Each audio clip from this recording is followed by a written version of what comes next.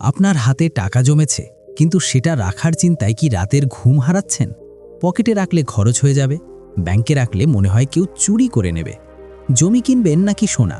আজকের ভিডিওতে আমরা দেখব কোন বিনিয়োগ আপনাকে নিরাপদ রাখবে আর কোনটা বিপদে ফেলে দিতে পারে। ভিডিও শেষ পর্যন্ত দেখুন, কারণ আমি আপনাদের দেব এমন একটি গোপন সূত্র যা আপনার বড় মামা বা পাড়ার আঙ্কেলও জানেন না।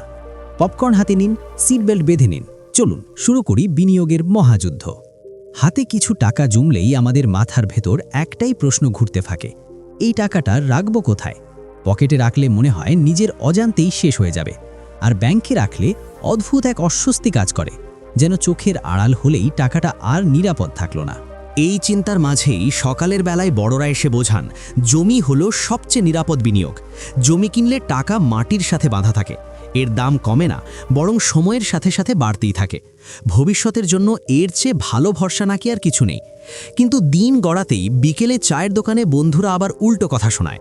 তারা বলে, জমিতে ঝামেলা, মামলা মোকদ্দমা, দখল আর কাগজের সমস্যা লেগেই থাকে। তার চেয়ে সোনা কিনে রাখাই ভালো, কারণ বিপদের দিনে সোনাই নাকি আসল বন্ধু। ফলাফল একটাই, আপনি পড়ে যান মাঝখানে, ডান দিকে জমি আর বাম দিকে সোনা। কোন সিদ্ধান্ত নেবেন বুঝে উঠতে পারেন না, টাকা হাতে নিয়েই দুশ্চিন্তায় পড়ে যান। এই ভিডিওতে ঠিক এই দ্বিধাটারই পরিষ্কার সমাধান করা হবে। দীর্ঘমেয়াদে কোনটা সত্যিই আপনাকে নিরাপত্তা দেবে আর কোন সিদ্ধান্ত ভবিষ্যতে আপনাকে বড় সমস্যায় ফেলতে পারে, সেটা বাস্তব উদাহরণসহ সহজভাবে বোঝানো হবে। আর ভিডিওর একদম শেষে থাকবে এমন একটি গুরুত্বপূর্ণ সূত্র যেটা বেশিরভাগ মানুষ জানেই না, কিন্তু জানলে সিদ্ধান্ত নেওয়া অনেক সহজ হয়ে যায়। বাঙালি হিসেবে আমাদের রক্তে একটি কথা লুকিয়ে আছে, মাটি আর সোনা কখনো হারায় না। কিন্তু এই পুরনো কথাটা কি আজও সত্য, নাকি এর মধ্যে লুকানো কিছু ফাঁকি আছে? আসুন প্রথমে দেখি আমাদের প্রথম প্রতিযোগী সোনা। সোনা শুধু ধাতু নয়, এটি বাঙালির আবেগ আর অহংকারের প্রতীক। শ্বশুরবাড়ির মান সম্মান মাপার যন্ত্র। মেয়ের বিয়েতে লাগবে সোনা, ছেলের বউকে দেওয়া ভাতের জন্য লাগবে সোনা, স্ত্রীকে সন্তুষ্ট করতে লাগবে সোনা। সোনার সবচেয়ে বড় সুবিধা হলো এর তারল্য বা লিকুইডিটি।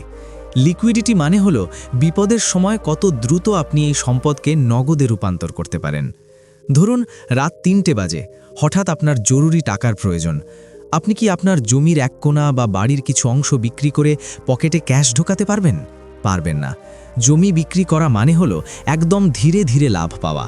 কিন্তু আপনার ঘরে যদি সোনা থাকে, তাহলে তা নিয়ে সকালে দোকানে গেলেই সহজেই টাকা পকেটে চলে আসে। সোনা হলো আপনার বিপদের বন্ধু, যা কখনো বিশ্বাসঘাতকতা করে না। দ্বিতীয়ত, সোনা হলো মুদ্রাস্ফীতি বা ইনফ্লেশনের চরম নিরাপদ।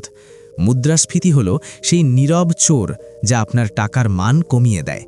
যখন চাল, ডাল, তেল সবকিছুর দাম বেড়ে যায়, তখনই সোনার দাম বাড়ে আর আপনার সম্পদ থাকে সুরক্ষিত।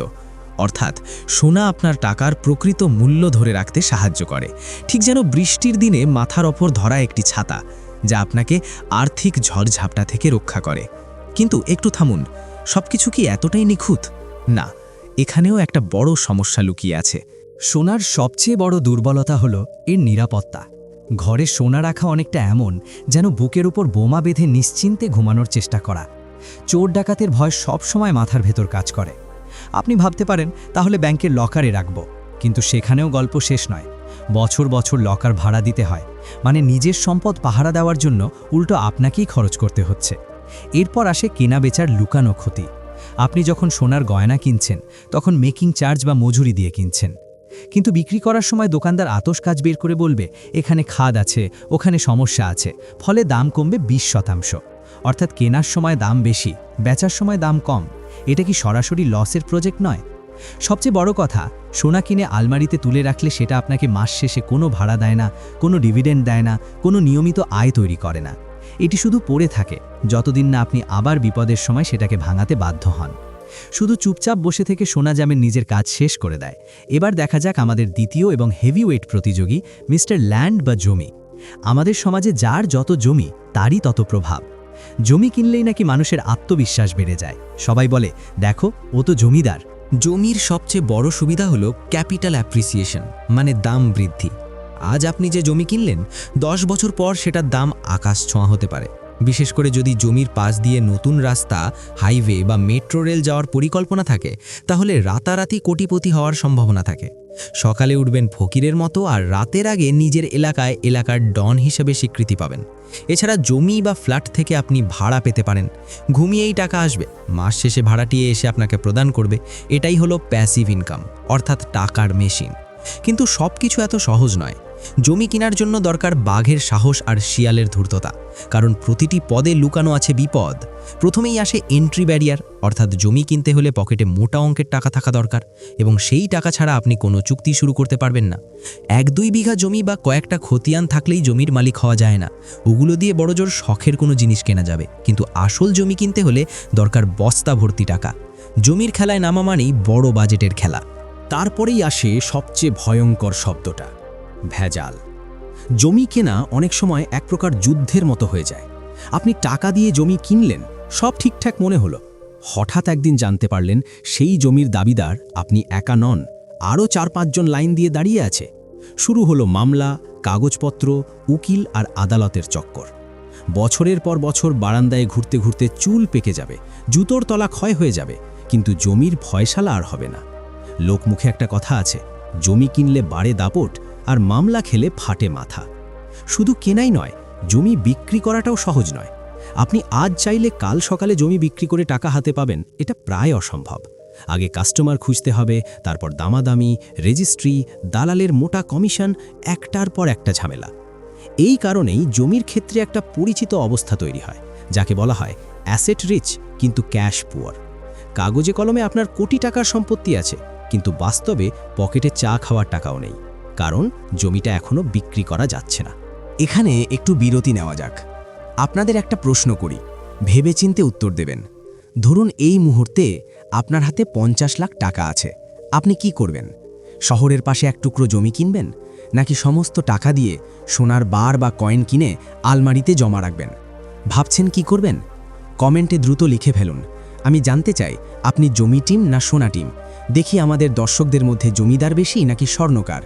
লজ্জা পাবেন না, খোলাখুলি কমেন্ট করুন। এবার আসি একটু হিসেব নিকাশে।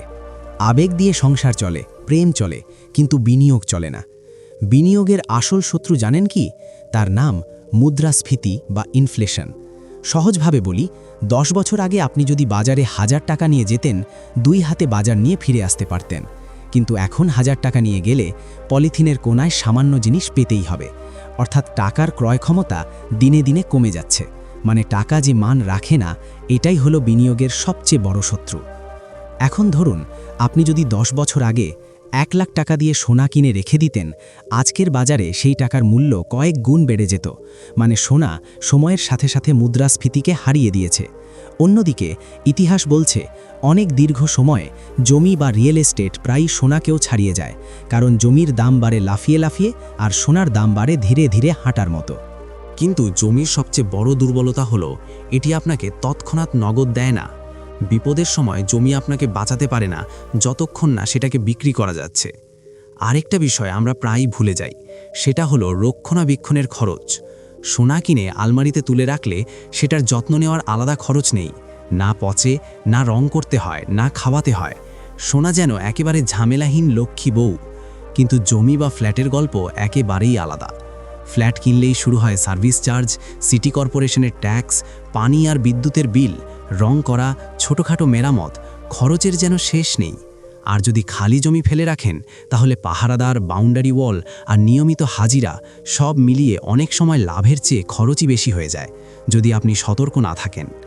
তবে সময়ের সাথে সাথে সোনায় বিনিয়োগ করার পদ্ধতিও বদলে গেছে। আমরা এখনও গয়না কিনতেই বেশি পছন্দ করি, কিন্তু স্মার্ট ইনভেস্টররা এখন কাগজের সোনা বা গোল্ড বন্ডের দিকে ঝুঁকছেন। এতে চুরির ভয় নেই, মেকিং চার্জ নেই, আবার খাঁটি দামের সুবিধাও পাওয়া যায়। এমনকি ডিজিটাল গোল্ড বা গোল্ড বন্ডে বিনিয়োগ করলে সুদের মতো রিটার্নও পাওয়া সম্ভব। ভাবুন তো, সোনা আপনাকে ভাড়া দিচ্ছে। আর জমির ক্ষেত্রেও এখন অনেকে সরাসরি জমি না কিনে রিয়েল এস্টেট কোম্পানির শেয়ারে বিনিয়োগ করছে, যাতে পুরো জমি কেনার সামর্থ্য না থাকলেও লাভের অংশীদার হওয়া যায়। এবার আসি আসল কথায়। ভিডিওর শুরুতেই বলেছিলাম একটা গোপন ফর্মুলার কথা। সেই ফর্মুলাটা খুবই সহজ, ডিম আর ঝুড়ির তত্ত্ব। কখনোই সব ডিম এক ঝুড়িতে রাখবেন না, কারণ ঝুড়িটা পড়ে গেলে সব ডিম একসাথেই ভেঙে যাবে। ধরুন আপনি আপনার জীবনের সব জমানো টাকা দিয়ে শুধু জমি কিনেছেন, আর কাল যদি হঠাৎ হার্ট অ্যাটাক হয়, চিকিৎসার জন্য জমি বেচতে বেচতে হয়তো আপনি আরও অসুস্থ হয়ে পড়বেন। ডাক্তার বলবেন, স্যার অপারেশন করতে হবে, আর আপনি বলবেন, স্যার আমার তো জমি আছে কিন্তু ক্রেতা পাচ্ছি না। কেমন লাগবে তখন? আবার ধরুন সমস্ত টাকা দিয়ে সোনা কিনেছেন, আর চোর একবার ঘরে ঢুকে গেলে ফতুর বউয়ের গয়না হারালে যে ঝামেলা হবে, সেটা হার্ট অ্যাটাকের চেয়েও ভয়ঙ্কর হতে পারে। তাহলে সেরা বিনিয়োগ কোনটি? উত্তর হলো আপনার বয়স আর প্রোফাইল অনুযায়ী ব্যালেন্স করা। যদি আপনি তরুণ হন, রক্ত গরম, ঝুঁকি নেওয়ার ক্ষমতা আছে, আর আগামী 10-12 বছরের টাকার দরকার নেই, তাহলে চোখ বন্ধ করে জমি কিনুন। কারণ দীর্ঘমেয়াদে জমি যে রিটার্ন দেবে তা সোনা দিতে পারবে না। জমির দাম 10 গুণ হতে পারে, কিন্তু সোনার দাম হঠাৎ 10 গুণ হয় না। জমি হলো টেস্ট ম্যাচ, ধৈর্য ধরলে সেঞ্চুরি নিশ্চিত। আর যদি আপনি একটু বয়স্ক হন বা হাতে টাকার পরিমাণ কম, অথবা আগামী 2-3 বছরের মধ্যে মেয়ের বিয়ে বা ছেলের পড়াশোনার জন্য টাকা লাগতে পারে, তাহলে সোনা আপনার জন্য বেস্ট। কারণ সোনা হলো T20 ম্যাচ, যখন দরকার তখন ভাঙানো যায়, অর্থাৎ সহজে নগদে রূপান্তর করা যায়। বন্ধুরা মনে রাখুক, বিনিয়োগ মানে শুধু লাভ খোঁজা নয়, মানসিক শান্তি খোঁজাও। জমি আপনাকে ক্ষমতা দেবে, সোনা আপনাকে নিরাপত্তা দেবে। জমি হলো সেই রাগী বডি বিল্ডারের মতো, নড়তে চড়তে সময় লাগে, কিন্তু একবার আঘাত করলে প্রতিপক্ষ শেষ।